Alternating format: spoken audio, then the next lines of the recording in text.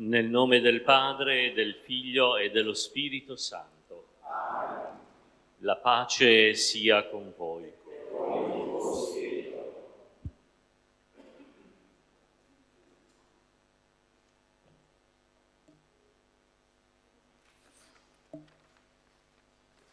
Con sincera gratitudine esprimo anche a nome del Preside, Don Mario Farci, e dei direttori degli Istituti Superiori di Scienze Religiose di Cagliari e di Sassari Tempio Ampurias una parola di cordiale benvenuto a lei, Eccellenza, Monsignor Gianfranco Saba, Arcivescovo di Sassari, Monsignor Mauro Maria Morfino, Vescovo di Alghero Bosa, per essere qui con noi a ringraziare il Signore per l'anno trascorso.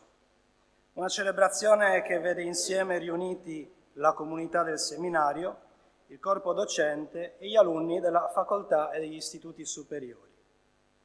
La felice ricorrenza viene celebrata nel respiro liturgico della festa del Sacro Cuore di Gesù, patrono del nostro seminario regionale, ricomponendo in pienezza il senso dello studio teologico e filosofico ed esortandoci a contemplare il Verbo fatto carne per la nostra salvezza. Del resto, come spesso hanno richiamato i pontefici Papa Benedetto XVI e Papa Francesco, il cristianesimo non è una dottrina, ma è l'incontro con la persona viva di Gesù. E dunque anche la festa del Cuore di Cristo riveste di senso e significato tutto il lavoro di ricerca, di studio e di preparazione degli esami. Un pensiero di gratitudine anche agli studenti del Conservatorio di Cagliari e alla Scuola Cantorum del Seminario che animano questa celebrazione. E in ultimo do lettura del messaggio di saluto di Monsignor Giuseppe Baturi, il nostro arcivescovo. Carissimi, per inderogabili impegni non potrò essere presente alla celebrazione eucaristica della conclusione dell'anno accademico, ma faccio mia la vostra preghiera e invoco, per intercessione della sede della Sapienza, ogni benedizione sui docenti, gli studenti e il personale tutto della facoltà e del seminario. In comunione di preghiera, Giuseppe Baturi, arcivescovo. La liturgia del Sacratissimo Cuore di Gesù ci invita a fissare lo sguardo su Dio e sull'umanità. La chiamata di Dio, come abbiamo potuto ascoltare nella parola proclamata, si sviluppa in una dinamica di progressiva relazione. Egli assume la postura di colui che insegna a camminare, offrendo come sostegno la sua mano.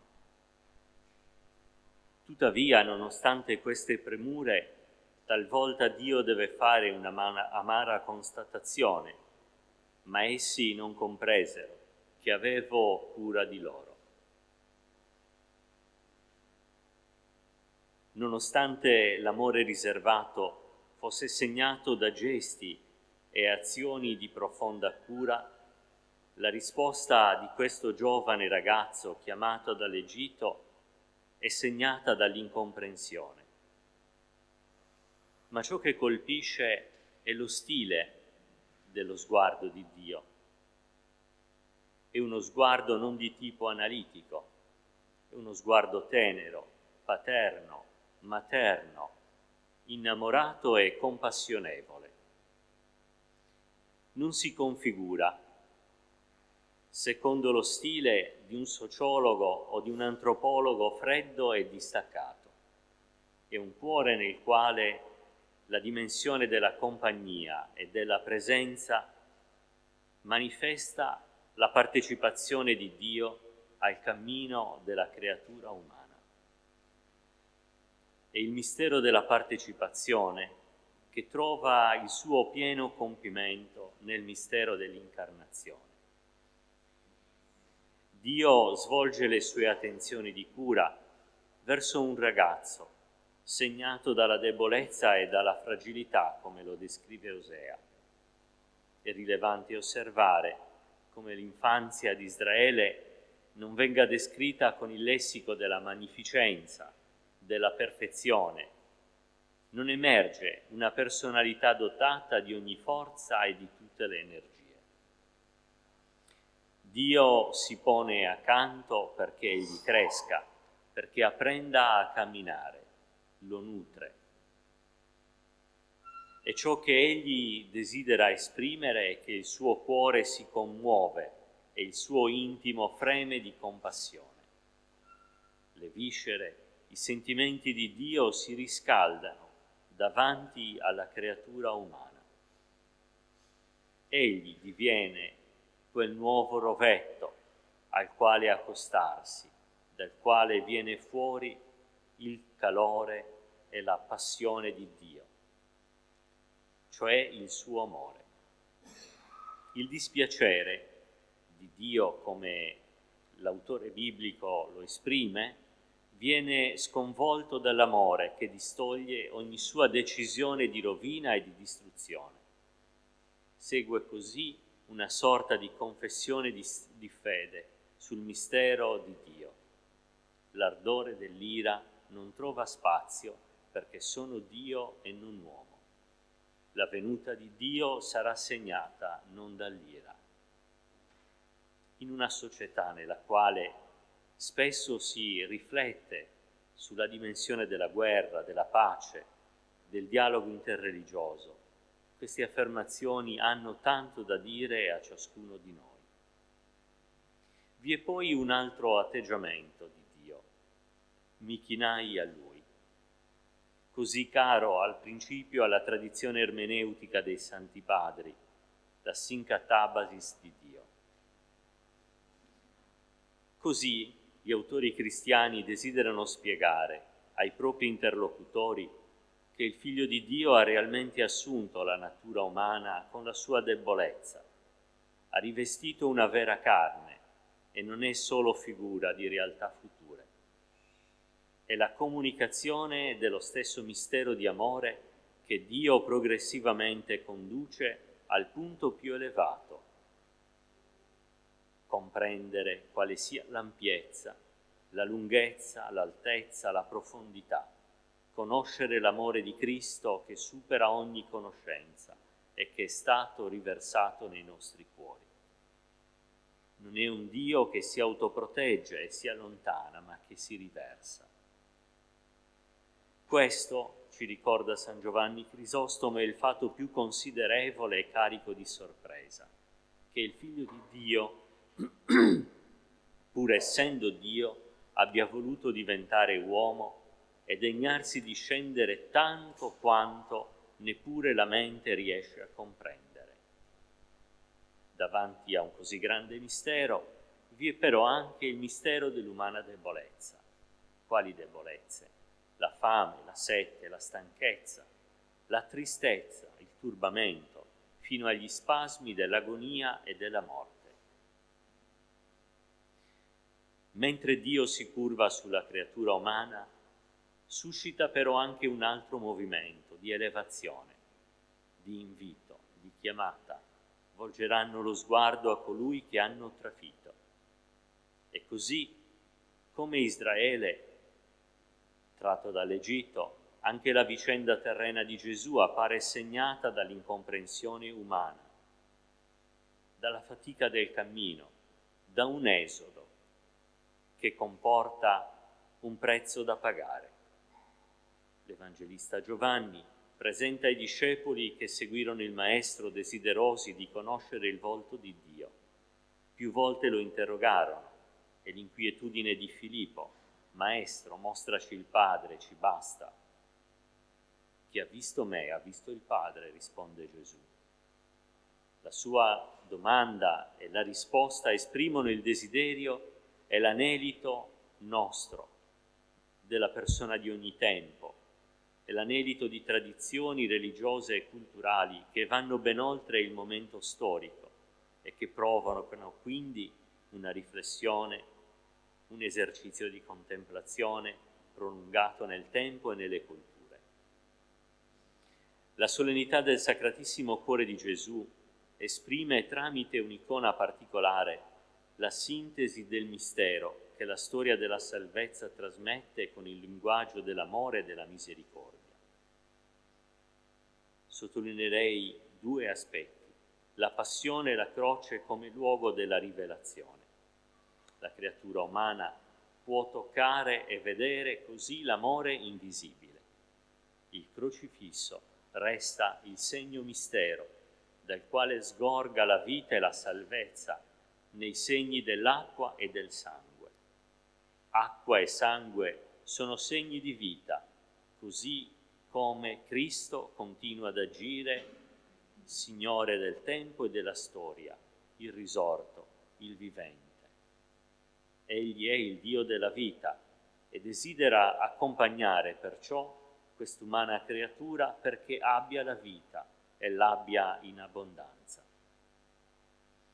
L'esperienza del discepolo alla sequela di Gesù nel tempo vede sperimentando il mistero e una conoscenza che coinvolge tutti i sensi, cercando di tenere in asse di equilibrio la razionalità, l'affettività, l'operatività. In questa manifestazione di Dio, in questa sua presenza, è così importante la dimensione della relazione, un lessico riconducibile ad alcuni termini che vogliamo sottolineare e richiamare: camminare, chiamare, nutrire, vedere.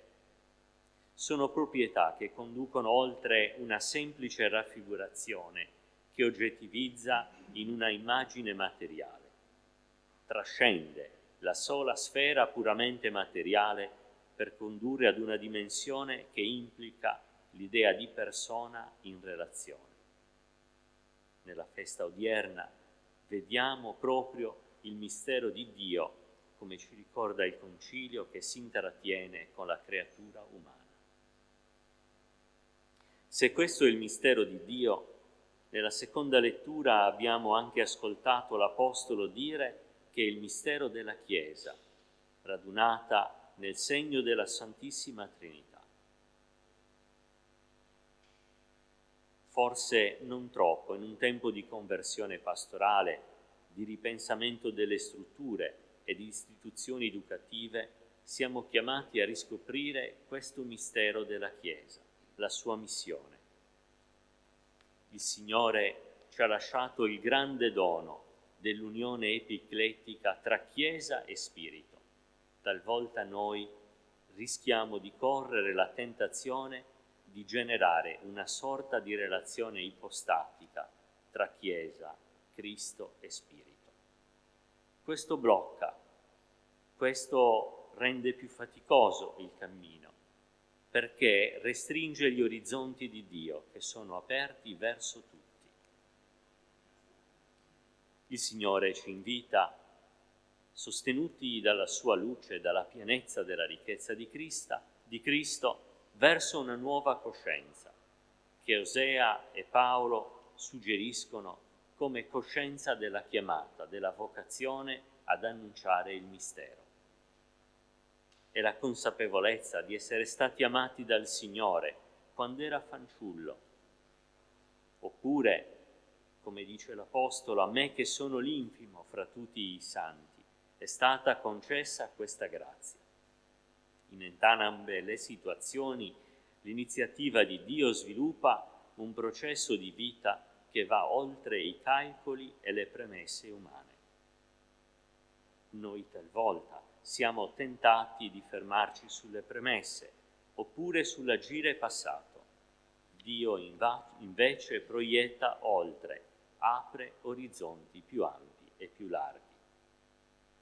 È la riscoperta del primato della grazia.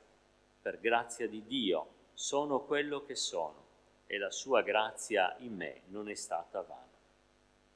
Il risorto ha trasfigurato in Paolo l'intelligenza religiosa, il suo modo di considerare la storia, di leggere la Torah, i profeti, ha trasfigurato e rinnovato la sua esistenza.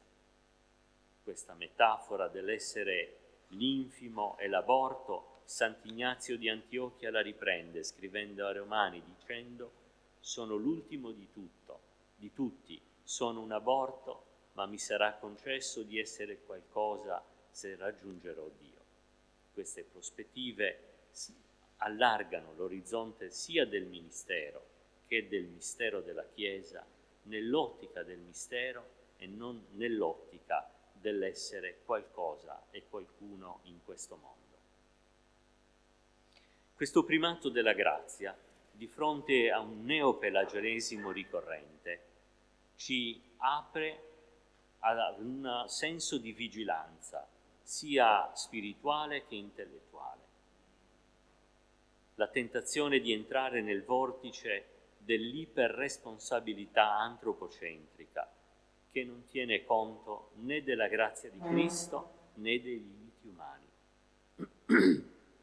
Più volte Papa Francesco ha ricordato che da Cristo dobbiamo imparare che annunciare una grande gioia a coloro che sono molto poveri non si può fare se non in modo rispettoso e umile fino all'umiliazione. È un atteggiamento apostolico, ma anche un atteggiamento culturale. Scopriamo così di aver aderito alla chiamata, che non l'abbiamo fabbricata noi, ma che è dono di Dio, e perciò essa, nella situazione umana, è anche sorgente di pace interiore nelle diverse situazioni. Henri de Lubac ci ricorda che proprio l'amore di Cristo supera ogni conoscenza. E se Gesù Cristo non è la ricchezza della Chiesa, la Chiesa è miserabile, egli affermava. La Chiesa è sterile se lo Spirito di Gesù Cristo non la feconda. Il suo edificio crolla se Gesù Cristo non è l'architetto e se il suo Spirito non è il cemento che tiene insieme le pietre vive con cui è costruito. Prosegue. La scienza di cui si vanta sarebbe falsa, è falsa la sapienza che l'adorna, se non convergono l'una e l'altra in Gesù Cristo, e se la sua luce non è una luce illuminata che tutta viene da Gesù Cristo. Essa tiene immersi nelle tenebre di morte. In questo clima culturale le parole del de Lubac appaiono di particolare rilevanza, una sollecitazione, uno stimolo per lo studio, per la riflessione e per l'educazione. Siamo chiamati così a affermare un'etica della grazia contro un'etica della prestazione. Per brevità mi associo semplicemente all'indirizzo di saluto che ci ha rivolto il Rettore. Semplicemente sostituite al verbo saluto il verbo ringrazio a tutto quello che lui ha detto all'inizio e a tutte le persone a cui lui ha indirizzato questo suo saluto. L'unica persona che non poteva salutare era se stesso e quindi io ringrazio lui e ringrazio il seminario per aver ospitato questa celebrazione e per averla organizzata così bene. Seminario e facoltà hanno compiuto 97 anni, eppure continuano ad essere questo bambino che, come Efraim, secondo le parole del profeta Osea, continuano ad essere questo bambino che viene preso per mano dal Signore e al quale il Signore continua ad insegnare a camminare. A 97 anni non si sa ancora camminare. Tutto abbiamo ricevuto dal cuore misericordioso di Gesù e di questo al termine dell'anno diciamo grazie. Non so se sempre siamo stati espressione del suo amore misericordioso e di questo al termine dell'anno chiediamo scusa.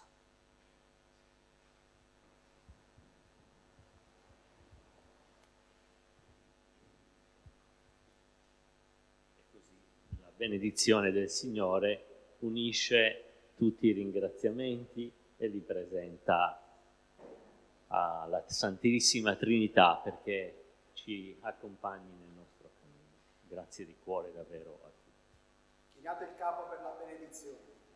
Il Signore sia con voi. E con il tuo spirito.